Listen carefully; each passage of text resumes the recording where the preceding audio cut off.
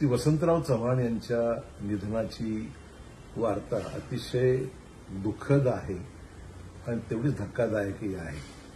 कारण गेल्या काही दिवसापासून ते हैदराबादमधील खासगी रुग्णालयामध्ये उपचार घेत होते. त्यांची प्रकृती सुरुवातीला गंभीर होती, पण नंतर एक आशा निर्माण झाली की ते त्यातून बाहेर पडतील आणि रिकव्हर होतील, अशा प्रकारची परिस्थिती अशी ऐकीव माहिती होती. अचानक आज सकाळीच माहिती मिळाली की त्यांचं निधन झालेलं आहे आणि त्यामुळे धक्काच बसलेला आहे.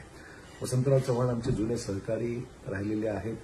आम्ही अतिशय जवळून काम केलेलं आहे. एकमेकांच्या विषयी आमच्या निश्चित आदराची भावना नेहमीच कायम राहिलेली आहे आणि आम्ही एकत्र काम करत असताना विविध राजकीय चढउतार असतील, सहकार क्षेत्रामध्ये काम करण्याची त्यांना मिळालेली संधी असो, शैक्षणिक क्षेत्रामध्ये काम करायची संधी असो, त्यांनी त्याचा पुरेपूर चांगला उपयोग करून समाज उपयोगी अनेक चांगले निर्णय त्यांनी त्यांच्या काळात घेतले आणि बळवंतरावजी चव्हाण त्यांचे वडील जे आमदार होते त्यानंतर त्यांचा वारसा पुढे चालवण्याचं काम वसंतराव चव्हाणांनी अतिशय निष्पक्षपणे चांगल्या पद्धतीने जिम्मेदारीने पार पाडलेलं आहे.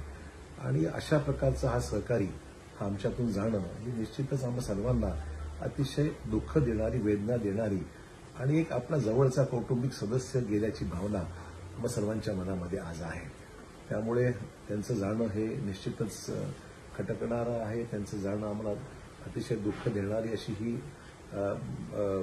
प्रसंग आहे आणि म्हणून ईश्वर त्यांच्या आत्म्याला शांती देऊ आणि कुटुंबियांना अशा दुःखाच्या क्षणामध्ये एक शक्ती देऊ, अशा प्रकारची ईश्वरचरणी प्रार्थना करतो.